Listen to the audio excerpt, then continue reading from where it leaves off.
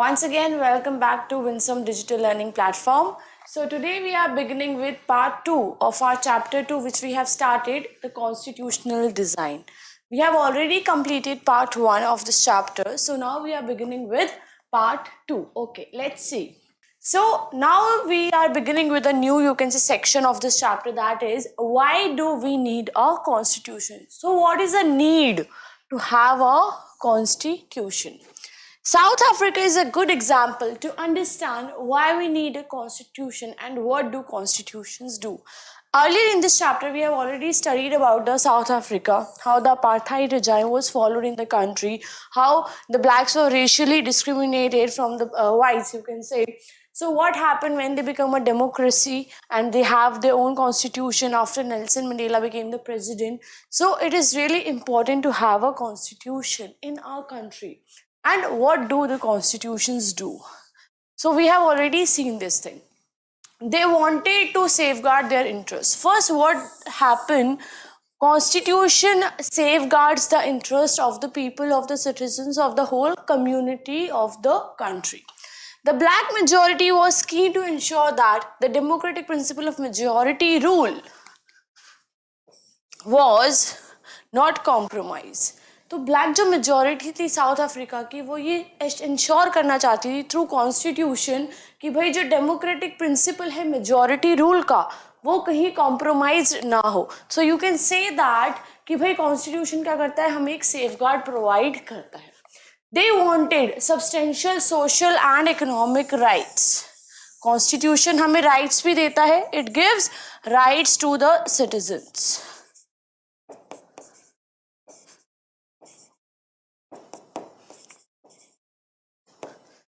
The white minority was keen to protect its privileges and property. तो एक तरफ जहाँ पे जो ब्लैक मेजॉरिटी थी वो क्या चाहती थी, सोशल एंड इकोनॉमिक राइट्स. दूसरी तरफ जो माइनॉरिटी थी, वाइट माइनॉरिटी, वो क्या चाहती थी, अपनी प्रॉपर्टी और प्रिविलेजेस को प्रोटेक्ट करना. सो यू कैन से दैट कि कॉन्स्टिट्यूशन एक ऐसा डॉक्यूमेंट है, ऐसी एक बुक है, ऐसे सेट ऑफ रूल्स हैं जो हमें क्या प्रोवाइड करते हैं, सेफगार्ड्स प्रोवाइड करते हैं regarding our own interest. Yes, this is, you can say, one of the work of the constitution in the democracy. Fine, let's go to the next slide.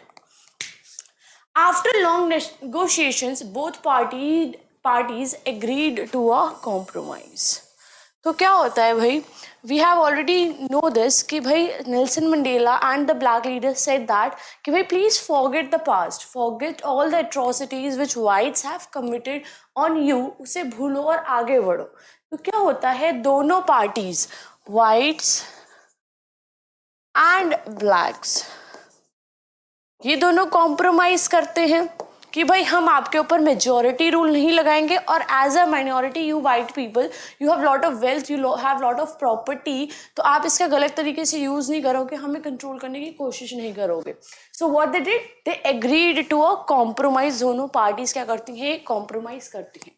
Come to the next point, the whites agreed. अब whites किस point पे agree करते हैं, to the principle of majority rule. वो कहते हैं कि we know that you black people, you are in majority, so we are agreeing to your majority rule and that of one person one vote. And I have even told you that कि black लोगों के पास क्या थे, even voting rights नहीं थे. तो white ने agree किया कि हम आप लोगों को क्या देंगे, voting rights भी देंगे. So voting rights were given to them. They also agreed to accept some basic rights for the poor and the workers. और whites ने और एक चीज क्या की कि उन्होंने कुछ बेसिक राइट्स को एक्सेप्ट किया जो गरीबों को दिए जाएंगे एक्स्ट्रा में और वर्कर्स को दिए जाएंगे. So they agreed on this thing. अब जब व्हाइट ने ये कॉम्प्रोमाइज किया, इन पॉइंट्स पे एग्री हुए, तो वो on what points, blacks agreed. So the blacks agreed that majority rule, हम लोग मेजॉरिटी में हैं, we are gonna rule the country, would not be absolute. तो इसका मतलब ये नहीं कि हम एब्सोल्यूट हो जाएंगे, हम आपको कंप्लीट आपके ऊपर कंट्रोल करेंगे. It is not like that. तो ब्लैक्स ने इस चीज़ पे एग्री किया. सो you can say that constitution क्या करता है, दो पार्टीज के बीच में कॉम्प्रोमाइज करवाता है. वाइट्स ने कुछ पॉइंट्स पर एग्री किया, ब्लैक्स ने कुछ पॉइंट्स पर एग्री किया. How was this compromise going to be implemented? अब क्वेश्चन आता है कि जब ये कॉम्प्रोमाइज हुआ दोनों पार्टीज के बीच में, तो इसको हम कैसे, how we are gonna implemented? Even if they manage to trust each other, no doubt उन्होंने मैनेज किया कि हम एक दूसरे पे विश्वास करेंगे. What was the guarantee? Guarantee क्या है आपके पास कि इस ट्रस्ट को आगे फ्यूचर में तोड़ा नहीं जाएगा? What is the guarantee? So will see in the further slide कि कैसे ये कॉम्प्रोमाइज इम्प्लीमेंट होता है, कैसे ये मैनेज करते हैं एक दूसरे को ट्रस्ट करने के लिए, और क्या यू कैन से क्या चांस है कि ये जो भरोसा है, ये जो कॉम्प्रोमाइज है, ये जो एग्रीमेंट है, ये फ्यूचर में तोड़ा नहीं जाएगा. Okay. The only way to build and maintain trust in such a situation is to write down some rules of the game that everyone would abide by. अब कोई हमें फ्यूचर का पता नहीं है, we don't know what will happen, क्या हम इन points पे एग्री करेंगे या नहीं करेंगे, बट अगर आपको किसी को ये चीज़ मनवानी है फ्यूचर में, तो आप क्या कर सकते हो, रिटन में लिख सकते हो ना. तो यही चीज़ हमने क्या की, इन रूल्स को, इन कॉम्प्रोमाइज को, इन एग्रीमेंट को हमने क्या किया, लिखित में लिख लिया. मीन्स यू कैन से हमने इसको कॉन्स्टिट्यूशन में डाल दिया. These rules lay down how the rulers are to be chosen in future. तो जो ये रूल्स कहते हैं कि कैसे रूलर्स फ्यूचर में चुने जाएंगे, how they will be chosen through the free and fair elections, in what way, in what circumstances, ये सब कॉन्स्टिट्यूशन में लिखा जाता है. Finally, these rules decides the rights of the citizens. Yes, one of the work of the constitution, one of the component of the constitution is that कि ये क्या लिखता है, उसमें rights mention करता है citizens के. फाइन.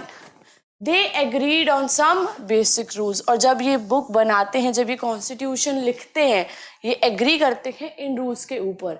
एंड दीज रूल्स जिसके ऊपर ये एग्री किए हैं वो क्या है, सुप्रीम है, वो सबसे ऊपर है, गवर्नमेंट से ऊपर है, सिटीजन से ऊपर है. Everyone have to follow these rules, that no government will be able to ignore this. And ये रूल्स इतने सुप्रीम होंगे कि कोई भी गवर्नमेंट इसको इग्नोर नहीं कर सकती. And if they ignore, what will happen, finally इनको हम गवर्नमेंट से हटा देंगे. So you have to follow these rules whether you are part of the government और whether you are the citizen of the country. And this set of basic rules, जिन rules की हम बात कर रहे हैं बार बार, इन्हें ही हम क्या कहते हैं, कॉन्स्टिट्यूशन कहते हैं. So in our country the supreme laws or the rules known as constitution, and each and everyone in the country, whether they are part of the government, of the executive, or you can say legislature, as well as the citizens, all have to follow these rules known as the constitution. Fine. So here we know that कि अब हमें constitution क्यों चाहिए होता है, बहुत सारी चीज़ों के लिए. Same thing. Now, same section, let's see. But all over the world, people have differences of opinions and interests. Now, see, इतना बड़ी दुनिया है हमारी. We have a lot of so many nations. We have a lot of diversity. We have, you can say, 200 around nations. सबके अलग अलग interests हैं, अलग अलग differences हैं, opinions हैं. So you can say that there is a lot of diversity. Whether democratic or not, most countries in the world need to have these basic rules. अब बात आती है कि countries चाहे वो डेमोक्रेटिक हो या ना हो. See, not all the nations in the world are democratic countries. There are many theocratic states. You can say one person rule state.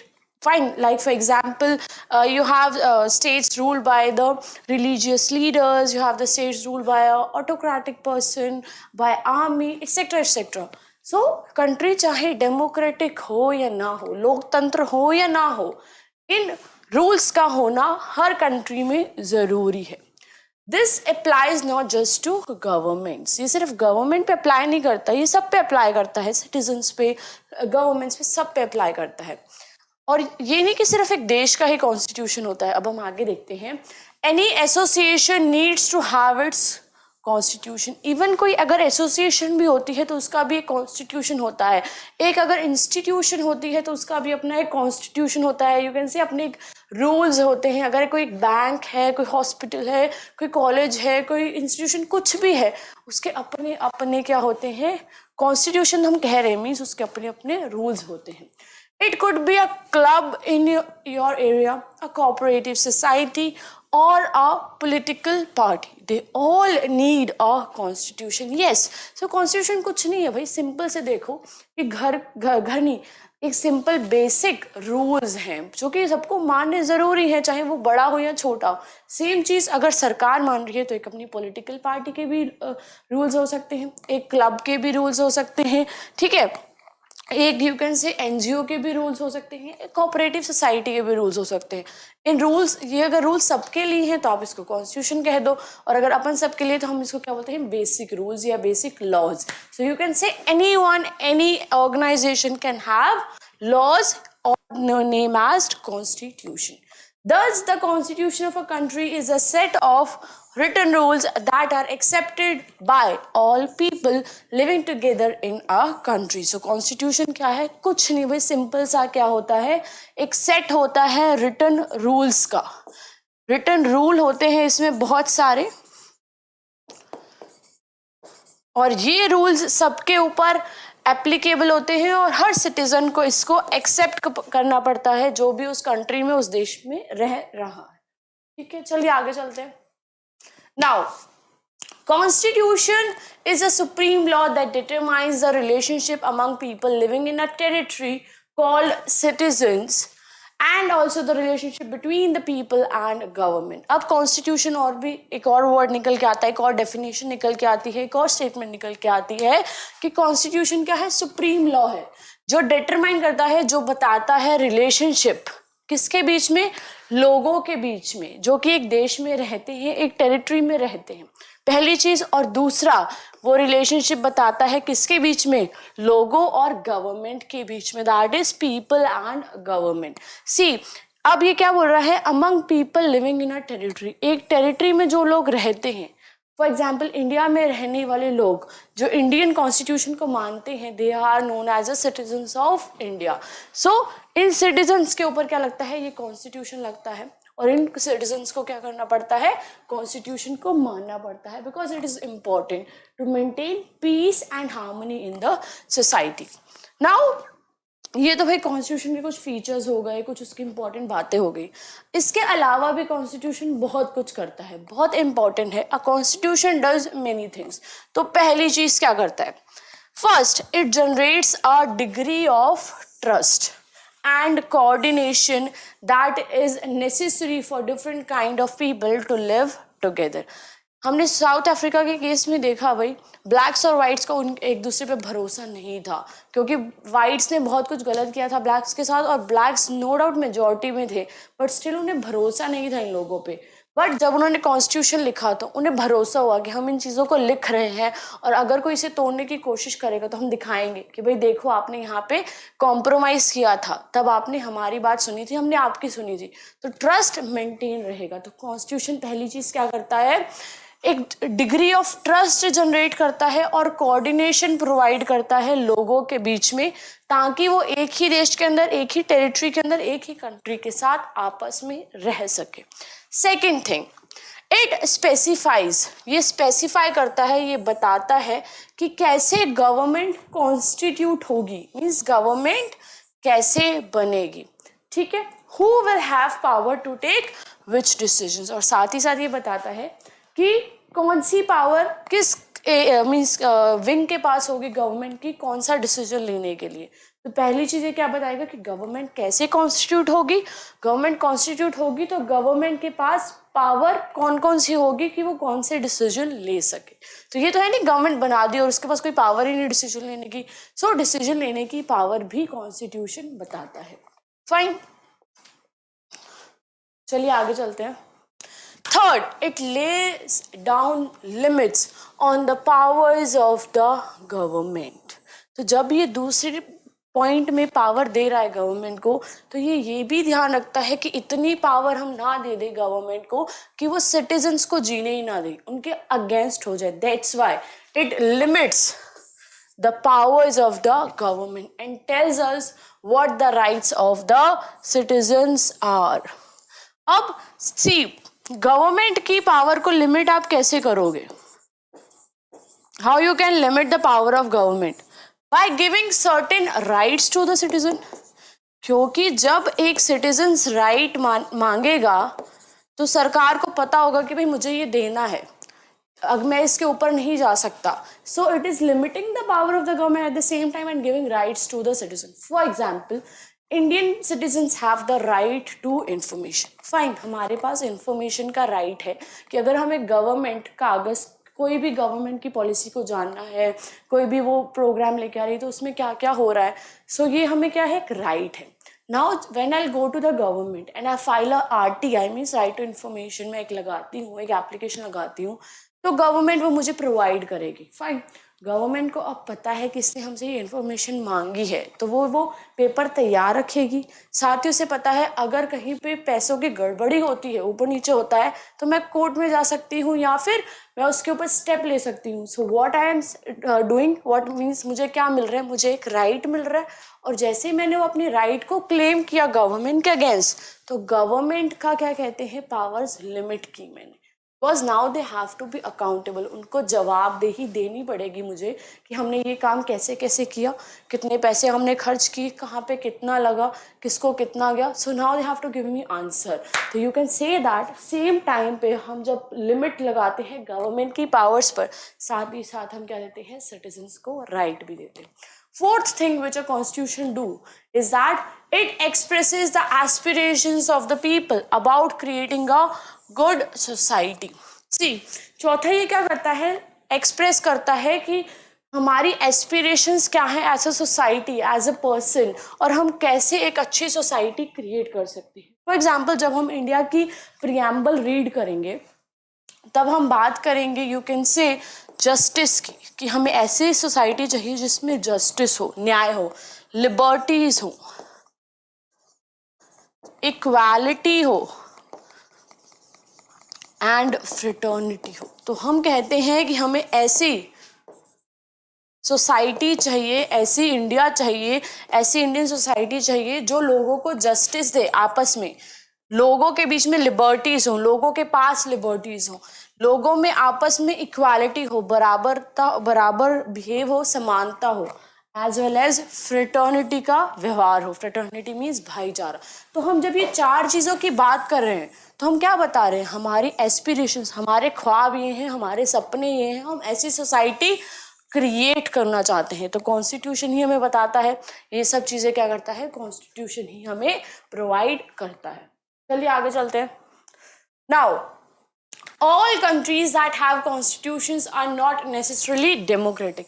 मैंने आपको बताया भी ये पहले कि अगर आप डेमोक्रेटिक नहीं भी हैं तो आपके पास कॉन्स्टिट्यूशन होना चाहिए, क्योंकि एक रिटन रूल्स है जिसके बारे में सबको पता होना चाहिए, सबके पास होने चाहिए. But all countries that are democratic will have constitution. But जितनी भी डेमोक्रेटिक कंट्रीज हैं उनके अपने कॉन्स्टिट्यूशन हैं. तो इसका रीज़न क्या है, चलो देखते हैं कि भाई क्यों डेमोक्रेसीज को इतना शौक चढ़ गया, भाई सबने कॉन्स्टिट्यूशन बना लिया. Let's see. After the war of independence against Great Britain, the Americans gave themselves a constitution. So सबसे ओल्डेस्ट डेमोक्रेसी अगर आप मॉडर्न हिस्ट्री में देखोगे, so that is the, you can say, democracy of US.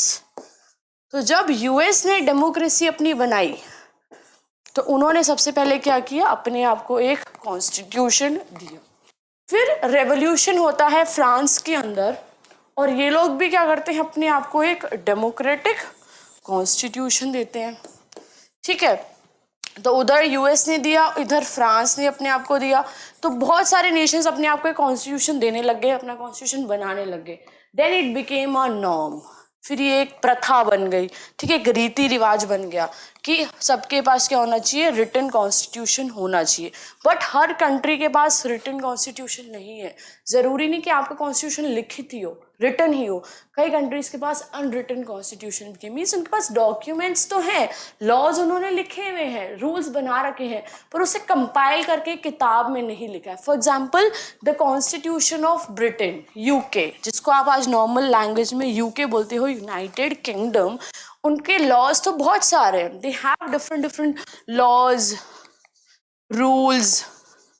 पर ये जो laws और rules हैं ये टाइम टू टाइम आए हैं और इन्होंने कभी इतनी, मतलब आप बोल सकते हो, इतनी कोशिश नहीं की कि इसको एक किताब में लिख दे. तो इनके जो आप बोल सकते हो कॉन्स्टिट्यूशन है वो क्या है, अनरिटन है. अनरिटन से सब मतलब ये मत समझ लेना कि कहीं पे लिखे हुए नहीं है, लिखे हुए हैं पर एक साथ जोड़े नहीं है, ठीक है। तो एक किताब के अंदर नहीं है, इसलिए इसको अनरिटन बोला जाता है। And on the other hand Indians, we are country India, हमारा रिटन कॉन्स्टिट्यूशन, और रिटन भी छोटा मोटा नहीं, लेंथीएस्ट रिटन कॉन्स्टिट्यूशन है, दुनिया का सबसे बड़ा लिखा हुआ constitution we have in our country. चलिए आगे चलते हैं। तो ये जो फैक्ट था ये आपके लिए एक एक्स्ट्रा नॉलेज का फैक्ट था, ठीक है। इसे समझिए, जो मैंने समझाया बस उतना ही याद रखिए, ज़्यादा अपन को अभी डीप में जाने की ज़रूरत नहीं। जब क्लासेस आगे बढ़ेंगी, आप बड़ी क्लासेस में जाएंगे, पॉलिटिकल साइंस पढ़ेंगे, तब आपको ज़रूरत होगी, बट अभी इसको इतना ही जानने की ज़रूरत है। Now making of the Indian constitution. अब बात तो हमने कर ली कि हमें कॉन्स्टिट्यूशन क्यों चाहिए, कॉन्स्टिट्यूशन इतना कुछ करता है, हमें एस्पिरेशंस देता है, ट्रस्ट मेंटेन करता है, गवर्नमेंट को पावर्स देता है, गवर्नमेंट की पावर्स को लिमिट करता है, सिटीजन्स को राइट देता है। Done, fine. अब बात आती है कि इंडियन कॉन्स्टिट्यूशन कैसे बना। So now we are going to the next section of that is making of the Indian constitution. Now the making of the constitution for a huge, भाई बहुत बड़ी कंट्री हमारी, and diverse country was like India was not an easy affair. भाई बिल्कुल easy नहीं था, बहुत बड़ी कंट्री है हमारी, इतनी डाइवर्स है, हर तरीके की डाइवर्सिटी है, जोग्राफिकल हो, इकोनॉमिकल हो, पॉलिटिकल हो, सोशल हो, हर तरीके की डाइवर्सिटी हमारी कंट्री में है। और इतनी बड़ी कंट्री के लिए एक कॉन्स्टिट्यूशन बनाना जो सबके लिए सेम हो was not a easy task और एन अफेयर। सो इतना तो इसी था भी नहीं, और हम इंडिपेंडेंट भी बड़ी मुश्किल तरीके से हुए थे। The country was born through a partition. तो एक तरफ तो इंडिपेंडेंस के लिए हम लोग नाच कूद रहे थे, खुशियां मना रहे थे, दूसरी तरफ हमारा बंटवारा हुआ था, that too on the basis of religious differences. Britishers ने क्या किया कि भाई हिंदूज के लिए उन्होंने दे दिया इंडिया।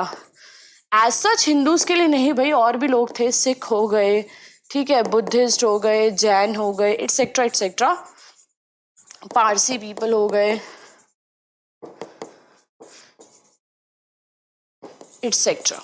और मुस्लिम मेजॉरिटी के लिए इन्होंने क्या दे दिया, पाकिस्तान। बट आज भी पाकिस्तान से ज्यादा मुस्लिम कम्युनिटी कहाँ रहती है, इंडिया के अंदर, ठीक है। So this was a traumatic experience for the people of India and Pakistan. बहुत ही दुख भरा भाई एक्सपीरियंस था। एक तरफ हम इंडिपेंडेंट हुए थे, दूसरी तरफ हम पार्टीशन हुए थे, तो बहुत हैप्पी नहीं थे हम लोग, बिकॉज हमें इतनी मुश्किल कंडीशंस में लोगों ने आज़ादी दी थी। सो यू कैन से it was a traumatic experience for the people of both India and Pakistan, ठीक है। सो क्या होता है भाई, during the partition at least 10 lakh people, भाई 10 लाख बहुत बड़ी अमाउंट है, बल अमाउंट तो छोड़ो, बहुत बड़ा नंबर है, वो भी लोगों की बात जब आती है। At least 10 lakh people were killed on both sides of the border in partition related violence. तो जब इंडिया और पाकिस्तान का बंटवारा हुआ तो एटलीस्ट बोला है मैंने यहाँ पे, एटलीस्ट कम से कम 10 लाख लोग, और ये डेटा बहुत ज़्यादा बढ़ जाता है जब आप अनऑफिशियल डेटा को देखो। ऑफिशियल डेटा कहता है सिर्फ 10 लाख लोग मरे थे, but it was more than that. So more than 10 lakh people who are died. और हमें उस टाइम पे इंडिपेंडेंस मिली थी, इतने मुश्किल हालात थे, गरीब थे हम लोग, आर्मी का अता पता नहीं था हमारे पास, इकोनॉमिक पॉलिसी हम क्या बनाएंगे, एग्रीकल्चर कैसे सर्वाइव होगा, लोग क्या खाएंगे, कुछ पता नहीं था। एंड हमें साथ ही साथ एक कॉन्स्टिट्यूशन भी फ्रेम करना था। तो इतनी मुश्किलों के बीच हम अपना कॉन्स्टिट्यूशन बनाते हैं। The British had left it to the rulers of the princely states to decide whether they wanted to merge with India or with Pakistan or remain independent. मतलब इतना तो आप लोग हमको दुख देके गए, पार्टीशन कर दिया, हमें बांट दिया, ऊपर से एक और पंगा डाल के गए। देखते हैं। सो देखो भाई, उस टाइम पे जो इंडिया थी, it was divided between British India, ये लिख लो अपनी बुक्स के अंदर या फिर कहीं पर भी, और एंड प्रिंसली स्टेट्स। अब पूरी स्टोरी समझना। जो ब्रिटिश इंडिया टेरिटरी थी, ठीक है, उसके ऊपर डायरेक्ट कंट्रोल था ब्रिटिशर्स का। क्या था? Direct control. तो ब्रिटिश इंडिया को तो इन्होंने बांट दिया किसमें? इंडिया एंड पाकिस्तान में।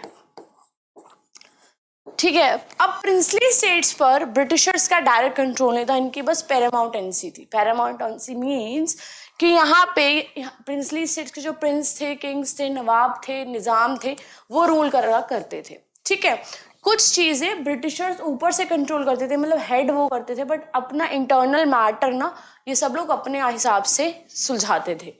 तो इन्होंने जब जैसे ही इंडिया को डिवाइड किया, इंडिया और पाकिस्तान को, तो इन्होंने कहा प्रिंसली स्टेट्स को कि oh dear princely states, listen to me, या तो आप रहो इंडिपेंडेंट आजाद प्रिंसली स्टेट और अपना बना लो एक देश, या फिर आप मर्ज हो जाओ इंडिया के साथ, इंडिया में चले जाओ। नहीं होना चाहते, इंडिपेंडेंट भी नहीं रहना चाहते, इंडिया के साथ भी नहीं जाना चाहते, तो चले जाओ पाकिस्तान के साथ। अब ये छोड़ रहे हैं हम आपके ऊपर, जैसा आपका दिल करे वैसा करो। तो भाई एक तो इंडिया को आपने डिवाइड कर दिया, इंडिया और पाकिस्तान में। ठीक है, थोड़ी टेरिटरी हमारी ऑलरेडी जा चुकी है, बहुत सी टेरिटरी, और थोड़ी बहुत ज्यादा। ठीक है, ऊपर से आपने प्रिंसली स्टेट्स को भी ये ऑप्शन दे दिए। तो प्रिंसली स्टेट्स अब सबके सब तो इंडिया में आना नहीं चाहते थे, या अगर आना भी चाहते थे तो थोड़ा ड्रामा कर रहे थे। सो एक ये दिक्कत हमारे सामने और थी कि भाई प्रिंसली स्टेट्स को कैसे इंटीग्रेट किया जाए इंडियन टेरिटरी में, कैसे उन्हें इंडिया से मिलाया जाए। ठीक है, the merger of these princely states, और इन प्रिंसली स्टेट्स का इंडिया के साथ मर्जर करना या उनको इंटीग्रेट करना was a difficult, too much difficult and uncertain task. तो बहुत मुश्किलों से इन लोगों को मनाया, यहाँ के राजाओं को, यहाँ के नवाबों को, निज़ामों को हमने मनाया और इन्हें इंडिया में मर्ज किया। And this difficult task was performed by our first Home Minister Sardar Vallabhbhai Patel. इसीलिए इनको क्या बोला जाता है, iron man of India, right. इनका स्टैचू को स्टैचू ऑफ द यूनिटी। ठीक है, क्यों? क्योंकि इन्होंने यूनाइट किया इंडिया को। आयरन मैन किस लिए? लोहा क्या करता है, मेन क्या करता है, चीजों को जोड़ता है, लोहा, आयरन। तो इन्होंने क्या किया, इंडिया को जोड़ा, प्रिंसली स्टेट्स को हमारे अंदर लेके आए, मर्ज किया। That's why he was known as iron man of the country. ठीक है, चलिए आगे चलते हैं। Okay, now let's see the next section, that is the path to constitution. Next section or subsection. First point, despite all these difficulties there was one big advantage. इतनी मुश्किलों के बाद भी हमारे पास एक एडवांटेज था और हम हैप्पी थे। For the makers of Indian Constitution, अब क्या इनके पास एडवांटेज था कि भाई much of these consensus had evolved during the freedom struggle. जो भी हम अपने कॉन्स्टिट्यूशन में डालने वाले हैं, जो भी हम लिखने वाले हैं, वो हमने अपने नेशनल मूवमेंट के टाइम, जब हम आज़ाद हो रहे थे, उसी टाइम हमने क्या कर लिया था, वी हैव डिसाइडेड, और हमने एक ब्लूप्रिंट बना के रखा हुआ था अपने माइंड के अंदर। So our national movement was not merely a struggle against a foreign rule. तो हमारा जो नेशनल मूवमेंट था, चाहे वो क्विट इंडिया मूवमेंट हो, जो कोई भी मूवमेंट हो, वो सिर्फ गोरों को भगाने का मूवमेंट नहीं था। It was also a struggle to rejuvenate our country and to transform our society and politics. ये struggle था हमारी कंट्री को rejuvenate करने का, मतलब फिर से खड़ी करने का, फिर से उसे नया जीवन देने का और उसे ट्रांसफॉर्म करने का। किससे? हमारी सोसाइटी को, जो हमारी सोसाइटी थी, इंडियन सोसाइटी, और हमारी इंडियन पॉलिटिक्स को। तो सिर्फ ये एक बोल सकते हो एक नेशनल मूवमेंट नहीं था, बहुत बड़ा मूवमेंट था जो हमारी सोसाइटी को चेंज करना चाहता था, हमारी पॉलिटिक्स को चेंज करना चाहता था और हमारी कंट्री को रेजुवेनेट करना चाहता था या फिर से रिवाइव करना चाहता था इन द वर्ल्ड पॉलिटिक्स। चलिए आगे देखते हैं। There was a sharp differences of opinion within the freedom struggle about the path India should take after independence. तो भाई बहुत से बड़े बड़े लीडर्स थे जिन्होंने हमारे नेशनल मूवमेंट में पार्टिसिपेट किया, तो इनके अलग अलग ओपिनियन थे कि भाई फ्रीडम स्ट्रगल के बाद इंडिया कौन सा रास्ता लेगा, कैसे वो अपने आप को बनाएगा। ये इस पे क्या थी, बहुत ज़्यादा डिफरेंसेस थे। As far back as in 1928, 1928 जब इंडिया आज़ाद नहीं हुआ था, Motilal Nehru and 8 other Congress leaders drafted a constitution for India. So आज़ादी की ऑलमोस्ट बोल सकते हो 47 में आज़ादी मिली, तो 19 साल पहले एक रिपोर्ट बनाते हैं मोतीलाल नेहरू और 8 कांग्रेस लीडर्स, और वो क्या करते हैं, ड्राफ्ट करते हैं इंडिया का कॉन्स्टिट्यूशन फ्यूचर के लिए।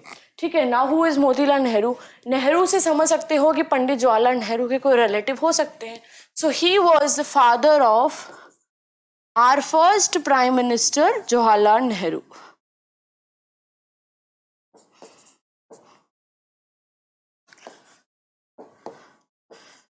पंडित जवाहरलाल नेहरू। ठीक है, इन 1931, ठीक है, 3 साल बाद, the resolution at the Karachi session of the Indian National Congress dwelt on how independent India's constitution should look like.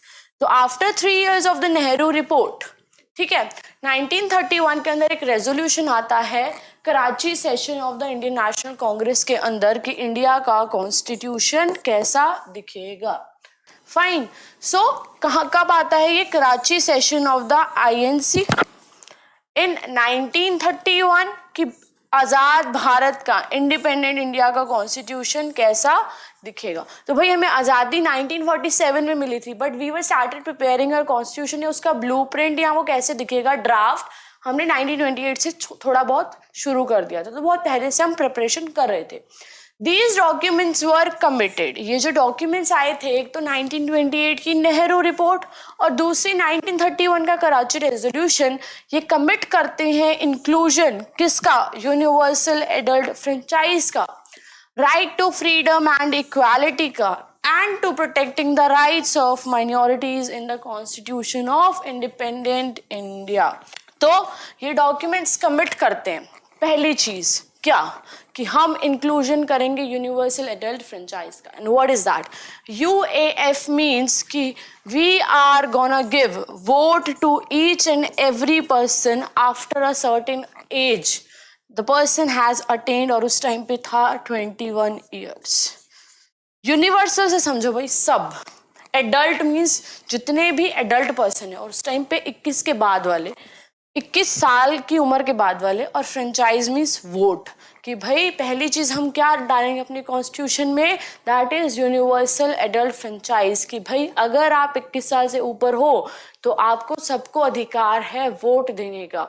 ठीक है, चाहे वो आप गोरे हो, काले हो, आदमी हो, औरत हो, ठीक है, राजस्थान से हो, गुजरात से हो, बहुत अमीर हो, गरीब हो, आप चल सकते हो, नहीं चल सकते, आप फिट हो, स्पोर्ट्स पर्सन हो, कुछ भी हो, डजंट मैटर आपकी caste, class, sex, creed, you have the right to vote. पहली चीज हमने ये डिसाइड की। Second, right to freedom and equality, कि हम अपने कॉन्स्टिट्यूशन में फ्रीडम का राइट देंगे, आजादी देंगे, और राइट टू इक्वालिटी भी देंगे। ठीक है, थर्ड चीज, and to protecting the rights of minorities, की जो माइनॉरिटीज हैं कंट्री के अंदर उनके राइट्स को प्रोटेक्ट किया जाएगा, और ये सब की सब चीजें हम लोग डालेंगे हमारे भावी संविधान के अंदर, जो कि आजाद भारत का संविधान होने वाला है। ठीक है, तो ये 3 चीजें हम डालेंगे ही डालेंगे, उसको ऐड करेंगे, उसको जगह देंगे। So these were, you can say, the commitments of our former reports which were presented before our independence.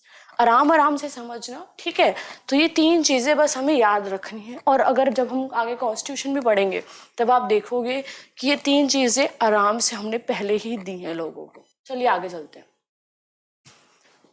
Same, the British rule had given voting rights only to a few.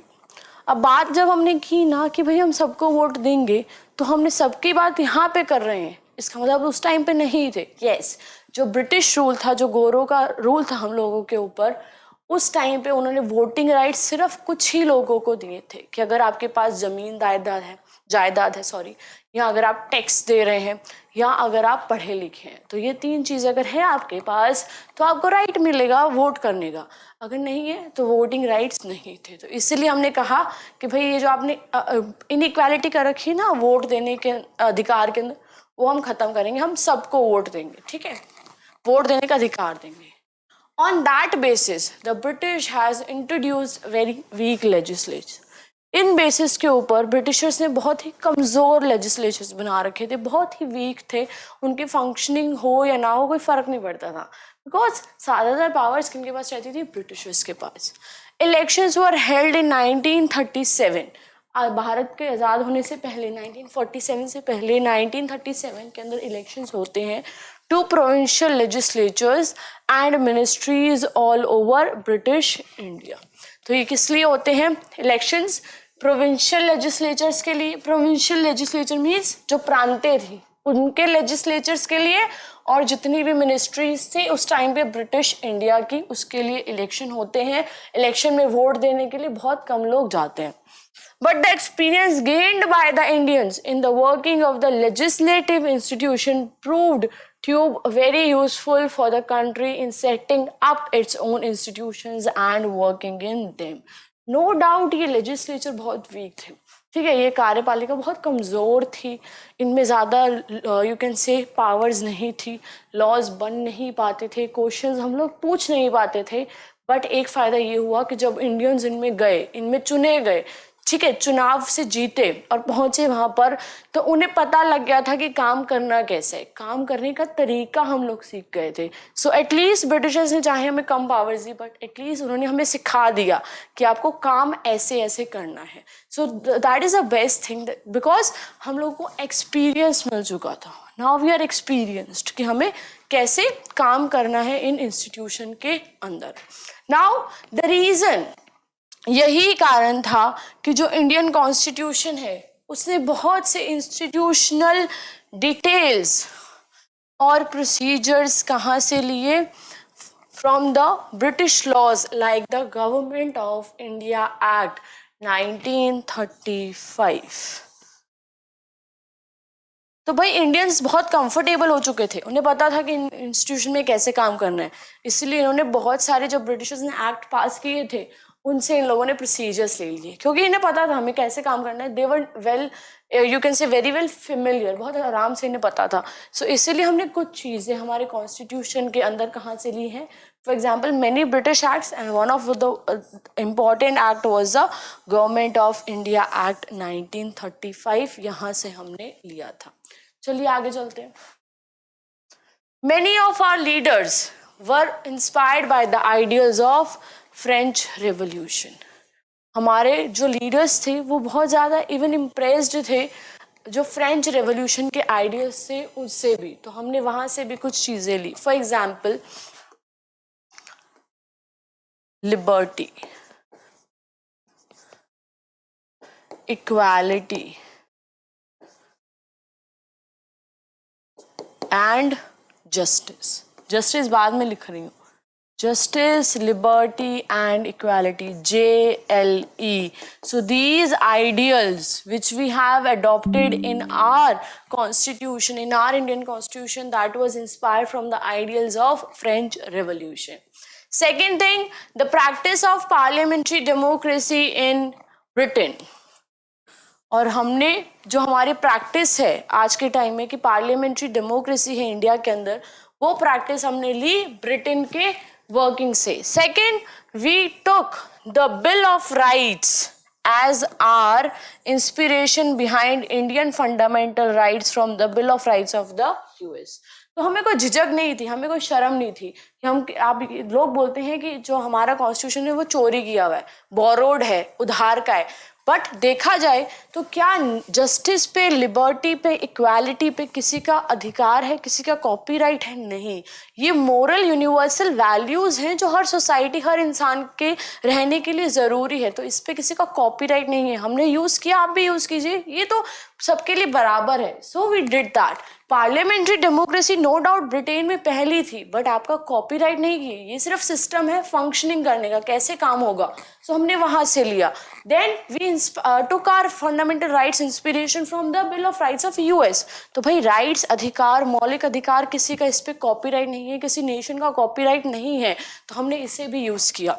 Then the socialist revolution in Russia had inspired many Indians to think of shaping a system based on social social and economic equality. तो जब हम बात करेंगे हमारी preamble की तो हम देखेंगे कि हमने सोशल और इकोनॉमिक इक्वालिटी की बात की है। तो ये इंस्पिरेशन हमें मिली थी रशिया के सोशलिस्ट रेवोल्यूशन से।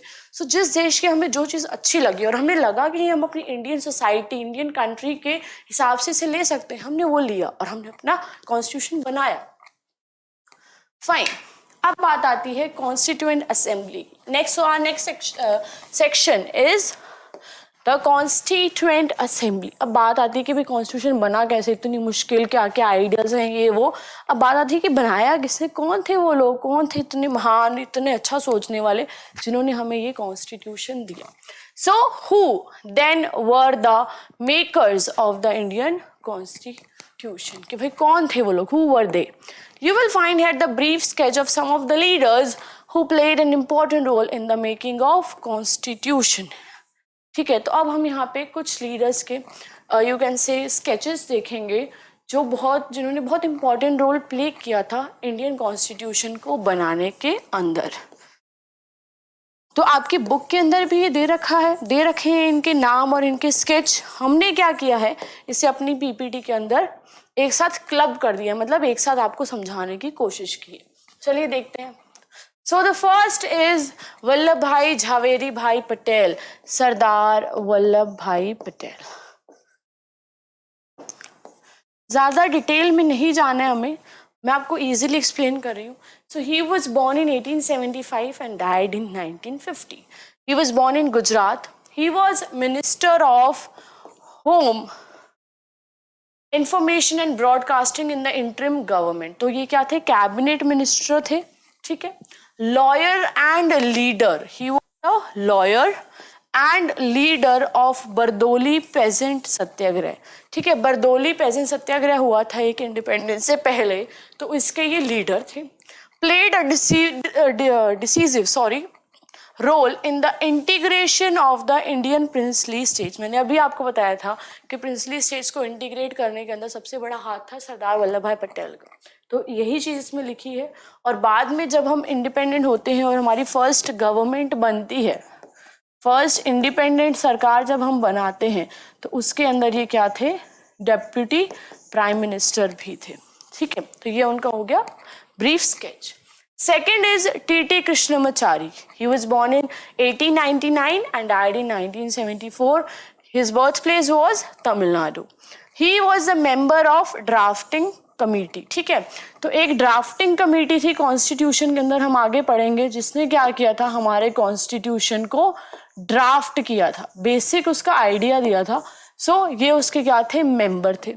ही was a entrepreneur and Congress leader.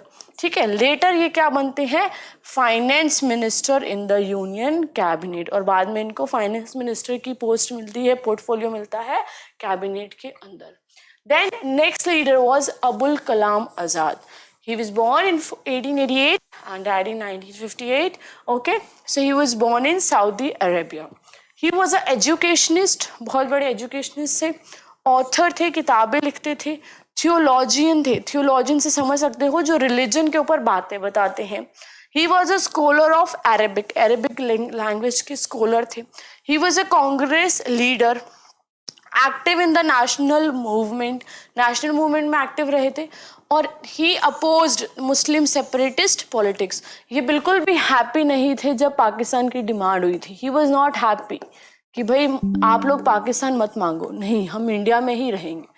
ठीक है, later he became the education minister in the first union cabinet, और जब पहला यूनियन कैबिनेट बनता है तो ये एजुकेशन मिनिस्टर बनते हैं। You can see that because he is educationist, he is a author, तो काफी नॉलेजेबल पर्सन थे। He was having good knowledge, so that's why he became, you can say, the minister in union cabinet, that too education minister.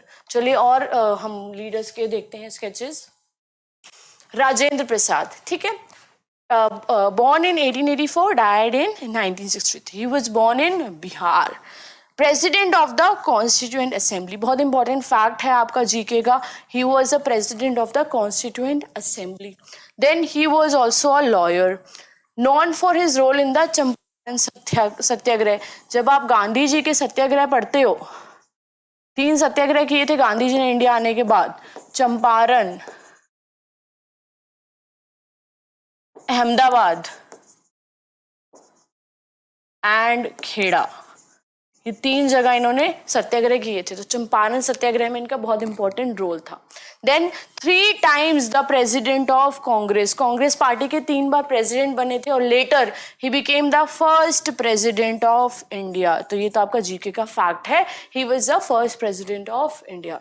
Now next person is Jaipal Singh, born in 1903 and died in 1970. He was born in Jharkhand state of the country.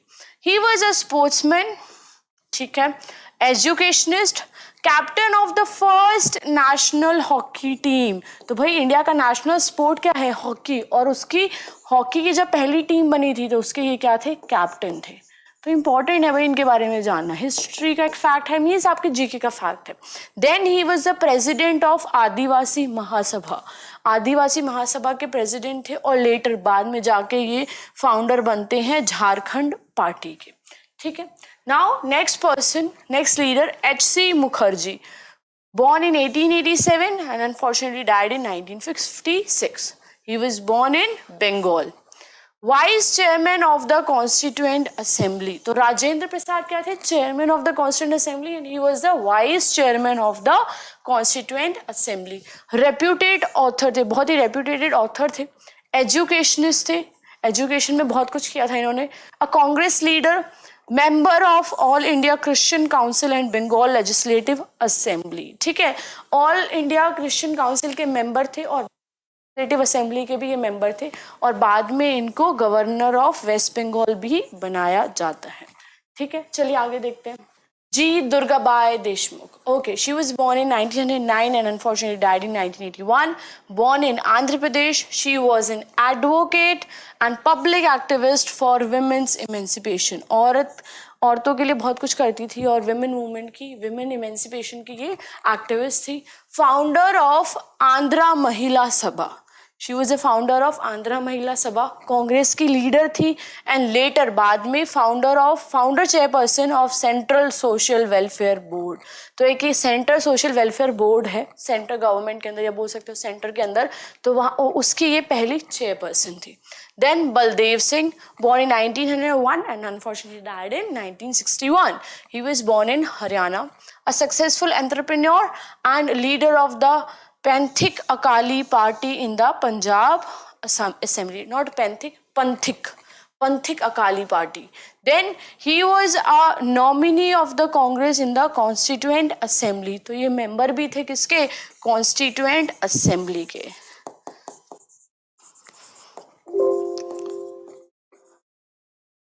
Okay, letter बाद में ये क्या बनते हैं? Defence minister बनते हैं union cabinet के अंदर। So he was our defence minister in the earlier period, you can say earlier cabinets, fine. चलिए और देखते हैं। कन्हैयालाल माणिकलाल मुंशी, तो नाम से लग रहा है Gujarati. So yes, he was born in Gujarat. He was advocate, एक लॉयर थे, एडवोकेट थे, बार काउंसिल में यू कैन से प्रैक्टिस करते थे, एक हिस्टोरियन थे और एक लिंग्विस्ट थे। लिंग्विस्ट मीन्स जिसको बहुत सारे लैंग्वेजेस का पता हो। Then he was a Congress leader and a Gandhian, he was a Gandhian. Later minister in the union cabinet, बाद में इनको यूनियन कैबिनेट के अंदर मिनिस्टर बनाया जाता है। And he was the founder of the स्वतंत्र पार्टी, और आज के टाइम में स्वतंत्र पार्टी एग्जिस्ट नहीं करती है। Then Bhimrao Ramji Ambedkar, you are well aware of this person, the father of Indian constitution, the modern Manu, the leader of the, you can say, scheduled caste community, and a great lawyer, whatever, many things have to be added. So B.R. Ambedkar, fine. Dr. B.R. Ambedkar. So he was born in 1891 and died in 1956. Born in Madhya Pradesh, chairman of the drafting committee. Yes, first thing, social revolutionary thinker. Yes, agitated against caste division, caste discrimination के against थे, साथ ही साथ caste based inequalities के भी खिलाफ थे, और बाद में लॉ मिनिस्टर बनते हैं इंडिया के पहले कैबिनेट के after post independence India, and later on he founded a party known as Republican Party of India. तो simple, chairperson of the drafting committee. दूसरा एक थिंकर थे, सोशल रेवोल्यूशनरी, कास्ट डिस्क्रिमिनेशन के अगेंस्ट थे, बाद में पहले लॉ मिनिस्टर बनते हैं और बाद में जाके एक republic party of India found करते हैं, republican party. Then Shyama Prasad Mukherjee, born in 1901 and unfortunately 1953, he was born in West Bengal, first minister for industry and supply in the interim government. तो भाई मिनिस्टर रहे थे ये इंटरिम गवर्नमेंट के अंदर। Interim government कौन सी थी भाई? जब 1947 हम आज़ाद हो गए थे, उससे पहले भी ब्रिटिशर्स ने हमें पावर दे दी थी, कहा कि आप सरकार चलाओ, हमें नहीं पता कुछ भी। तो उस टाइम पे इलेक्शंस तो हुए नहीं थे, तो एक इंटरिम गवर्नमेंट चल रही थी। तो उस इंटरिम गवर्नमेंट के अंदर, बिना इलेक्शन वाली गवर्नमेंट के अंदर, ये क्या थे? मिनिस्टर थे। He was educationist and a lawyer, active in Hindu Mahasabha, Mahasabha के अंदर बहुत ज़्यादा एक्टिव थे। और बाद में ये फाउंड करते हैं भारतीय जनसंघ, फाउंडर प्रेसिडेंट ऑफ भारतीय जनसंघ। और जो भारतीय जनसंघ आगे जाके क्या बनती है? बीजेपी। उसके बाद भारतीय जनसंघ के बाद ये एक जनता पार्टी बनती है, और जनता पार्टी के बाद में ये फॉर्म होती है भारतीय जनता पार्टी। ठीक है, तो ही वॉज द, यू कैन से, person, a leader of that time. चलिए नेक्स्ट देखते हैं जवाहरलाल नेहरू। इनके बारे में तो आपको पता ही है। So our first prime minister, longest serving prime minister as well as the leader of Congress national movement, born in 1889, died in 1964. He was born in Uttar Pradesh. First he was the prime minister of interim government, then later on as well. Then he was a lawyer, Congress leader, advocate of socialism, democracy and anti-imperialism, and later he became the first prime minister of India.